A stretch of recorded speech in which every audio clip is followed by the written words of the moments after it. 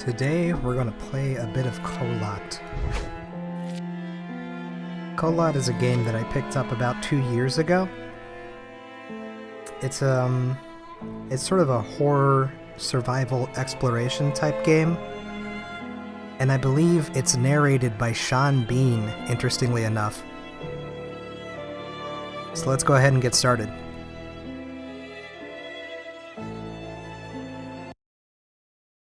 I can't remember the last time I even played this game to have game progress. I never got very far in it, so this is mostly a blind playthrough for me.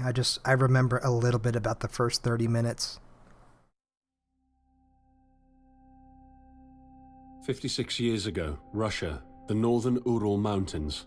A group of 9 students of the Ural Polytechnic Institute embarked upon a difficult winter expedition to reach the Otorten mountain. Their journey seemed to progress according to plan. However, on the 7th day of their trip, the weather conditions worsened. They lost their orientation and were forced to set up a camp on the slope of the mountain called Kholat Siakal. It was their last stop. 3 weeks later in Yekaterinburg, when their families received no word of their success, the first rescue expeditions were sent.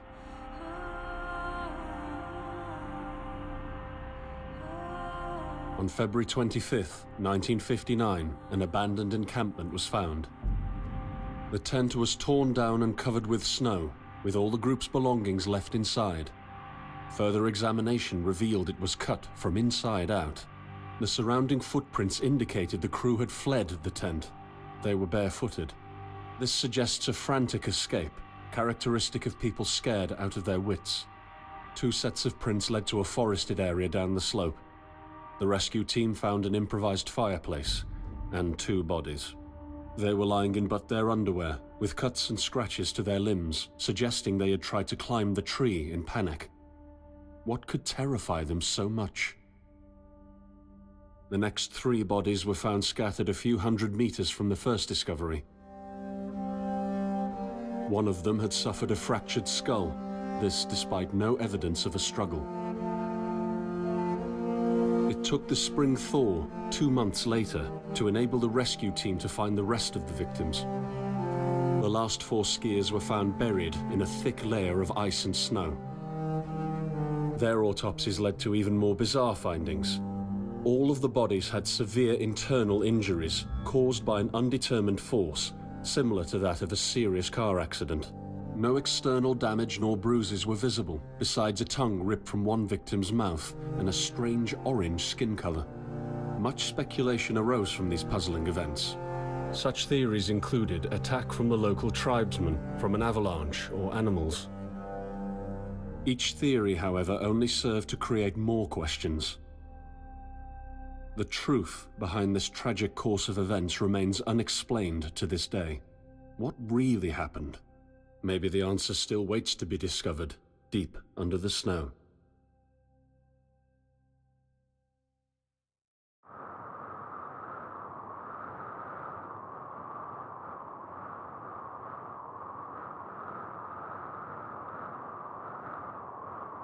So that intro there, that is a true story that happened apparently.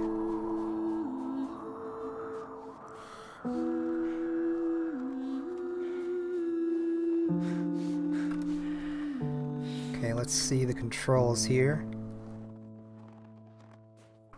We have crouch, sprint.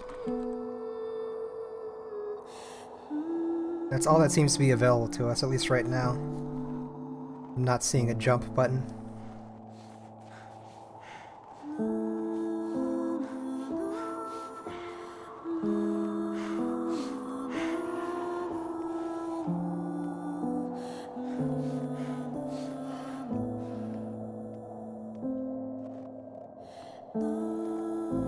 Cool, we do leave little footprints.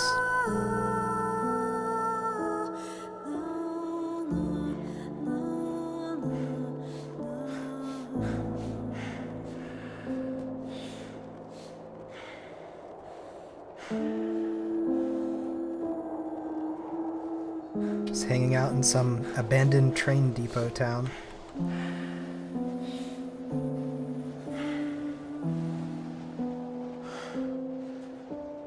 And there does appear to be a stamina mechanic, although there's no bar or indicator for it.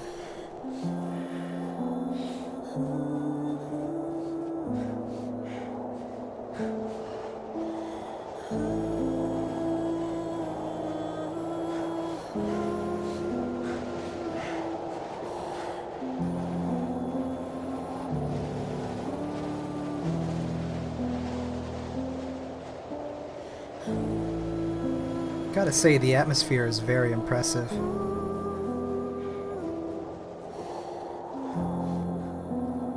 I think in this one I might try to keep commentary down to a minimum, as I really don't know much about this game, and the atmosphere just begs to be as immersive as possible.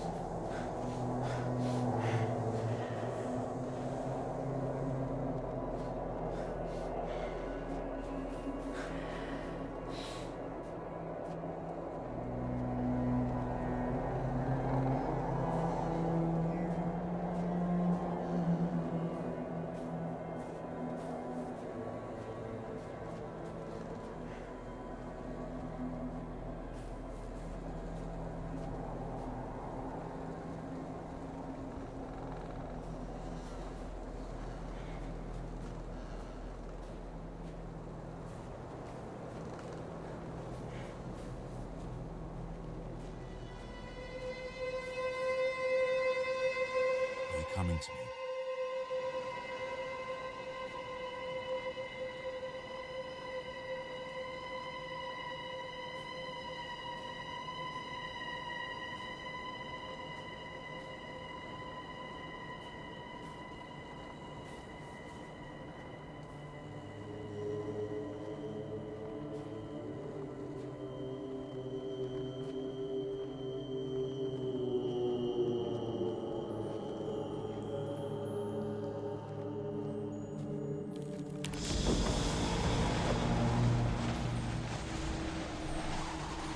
In the end, the only thing I saw was a flash, an insufferable burning light, the pain ripping apart my body. I felt it tearing out of my soul. After a while, I was nobody, nothing. The light went out and I vanished into overwhelming darkness. I welcomed the end with delight.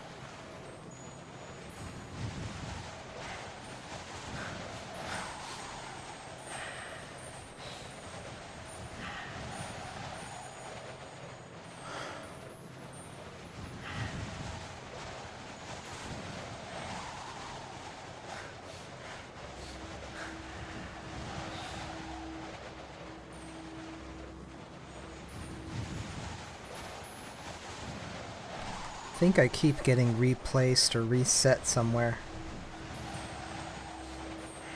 Hopefully a landmark will stick out here in a second.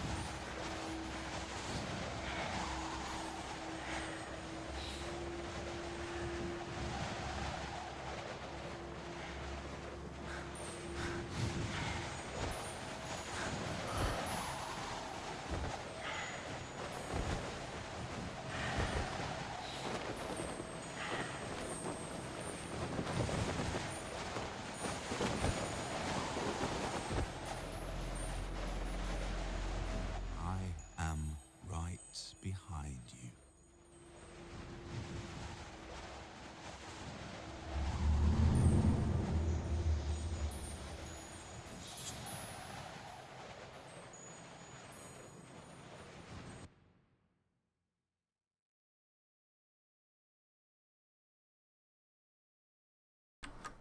I'm going to check to see if I can turn up the voice volume a little bit so we can hear some more of Sean Bean's sweet narrating.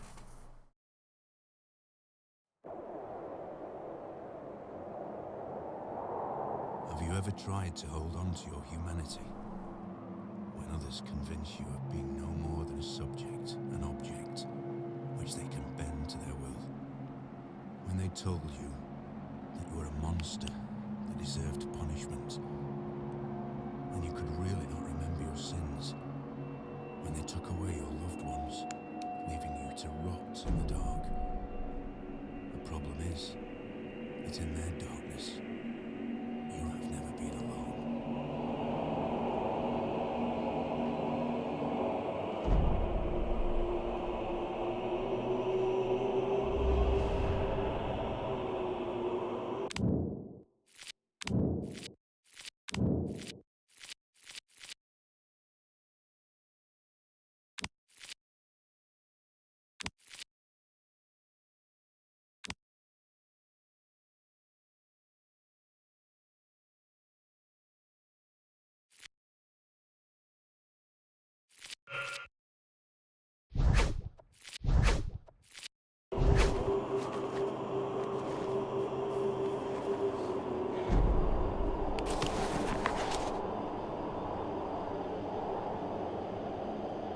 Running in deep snow is tiring. Adjust the pace to the surrounding conditions so you don't exhaust your organism.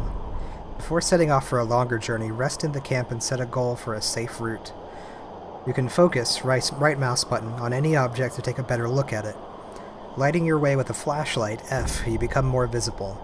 Observe the environment carefully for better navigation with the help of the map and compass.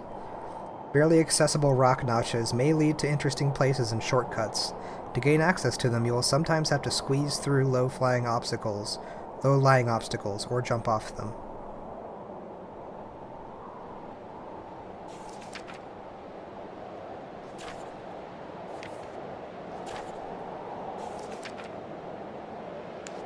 Okay.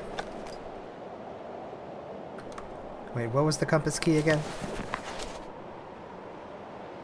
C.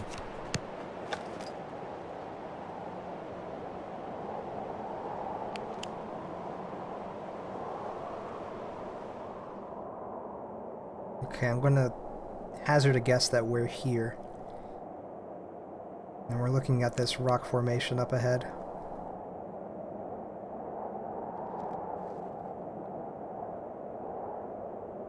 What is that? Is that a radio tower or something? It looks like a radio tower.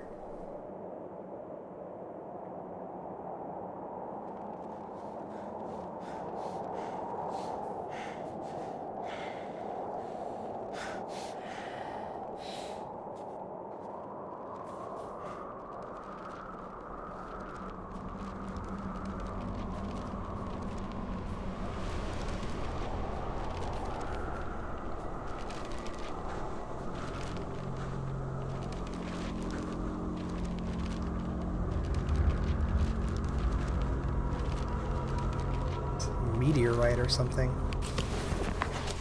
I set out the moment I heard about the incident. I was in the area, so I reported to the unit myself to be automatically assigned to the case. I arrived at Vishai on February the 19th, a couple of days before the Institute's rescue group. While waiting for them, I started asking around to see if anyone from among the locals knew anything about the incident. One of them said he had a hunting cabin in the search region and knew the area very well. I decided to use him as a guide. When the rescue team had finally arrived, I explained to them what the unit's role was in this mission and that all discoveries or observations should be brought to my attention before anyone else's. We established priorities, checked the equipment, and set off right away. It was not until February the 26th we found the tent that I believe belonged to the students. Initial findings show that the people in the tent cut its sidewall and for some reason tried to escape from it in panic. The tracks in the snow led to a forest 1.5 kilometers away. But the trail went cold after 500 meters and we had to carefully search the entire area. This was not a place of any average incident. We had shivers crawling all over our bodies because of the atmosphere surrounding us. I was convinced that something more than just an accident had occurred here. I had the feeling we were dealing with something unnatural.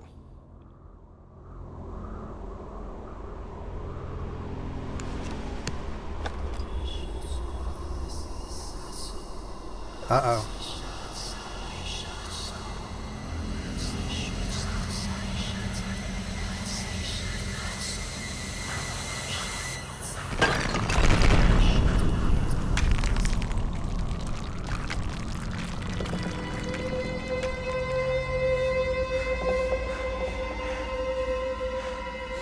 Guess we'll follow this thing.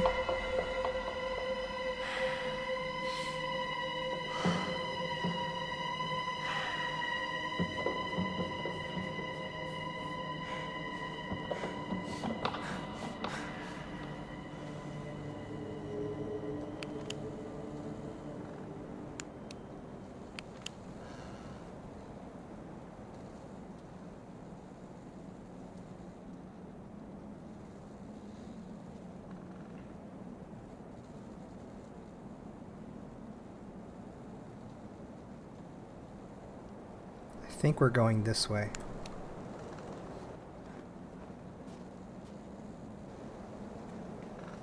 Let's think about this. Let's orient ourselves.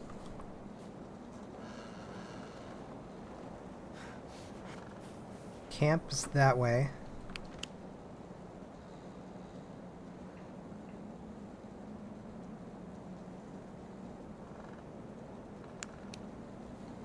I'm really not sure which compass symbol means what.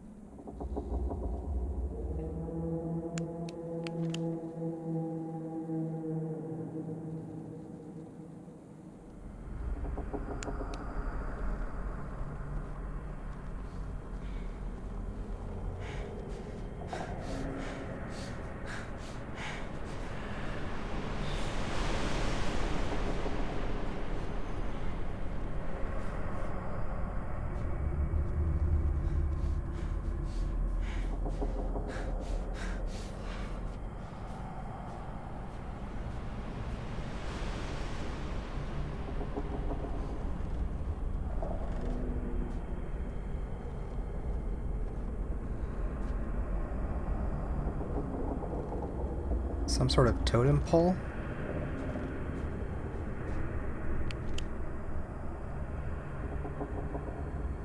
I honestly have no idea where we are. I should have taken bearings first.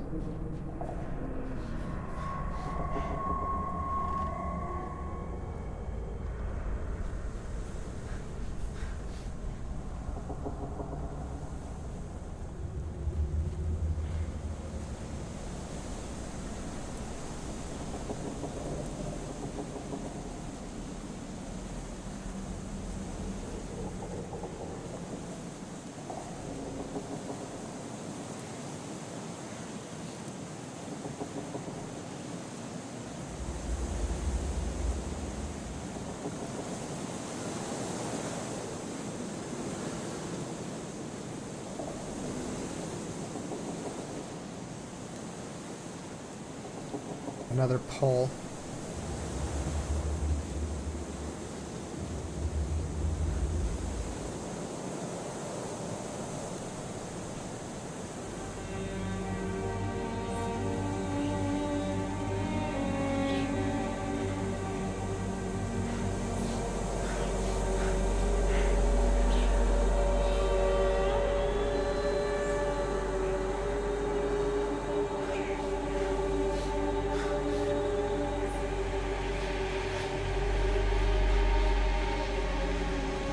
What is that gas?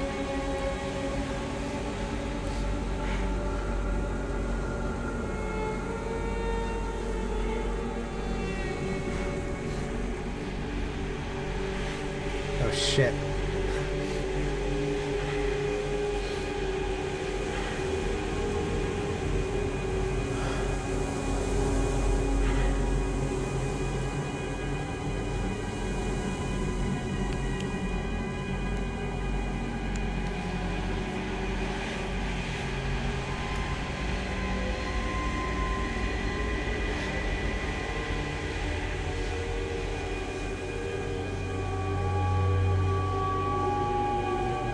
Forty-seven degrees north.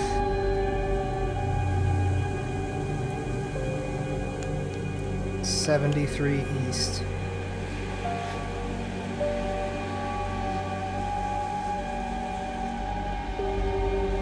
So I think, did we come around here?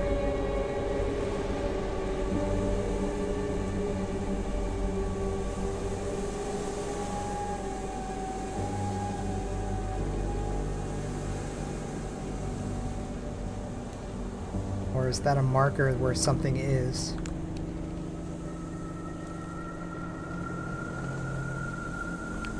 Because we were just in a sort of basin area with lots of trees.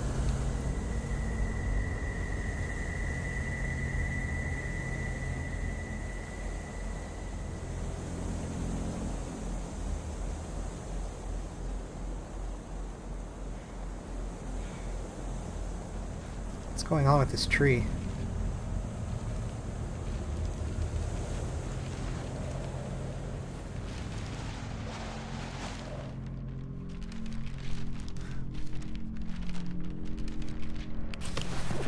We discovered the first bodies by the pine trees.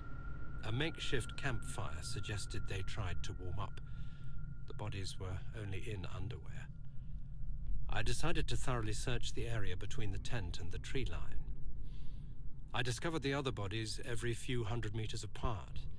Their position indicated the victims attempted to return to the tent as fast as they could.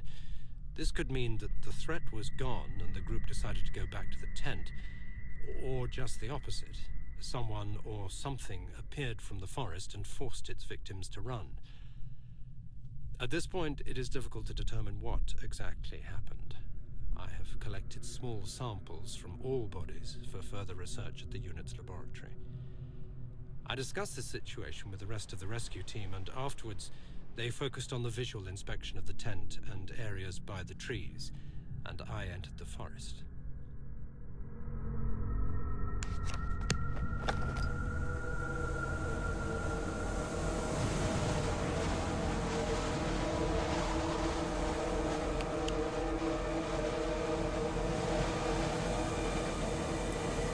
Okay, I think that's where we are.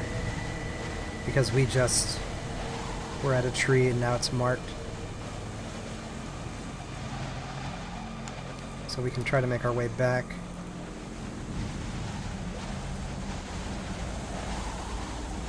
So we came from this way, which is about southwest.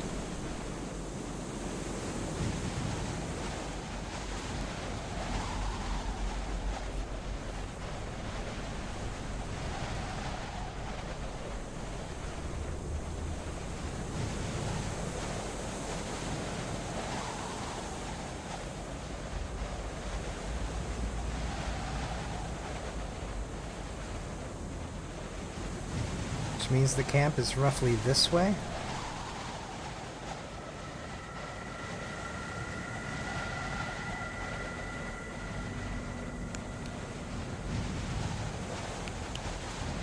I think.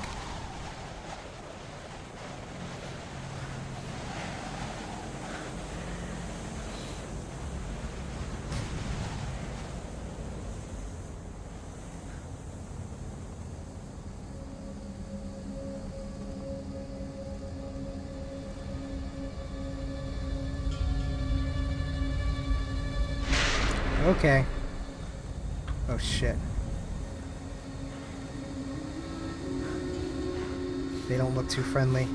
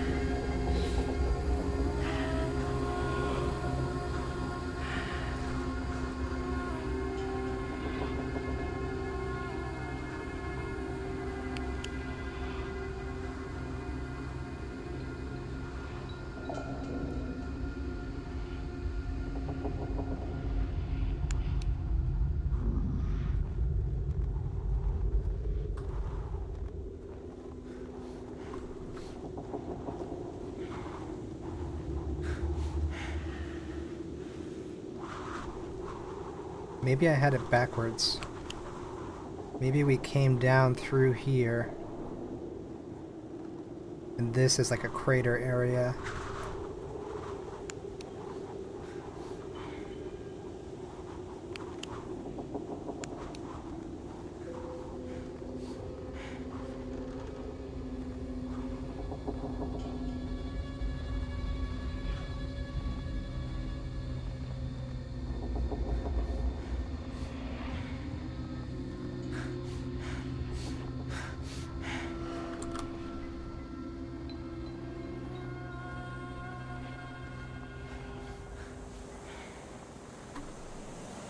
Either way, those guys making the footprints, not friendly.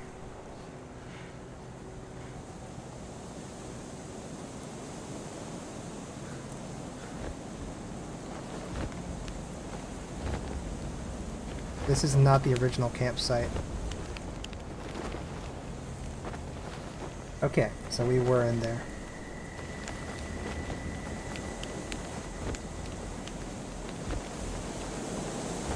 Alright. I think I'm going to rest here for now. And maybe go and see what's in that crater or whatever that is next time.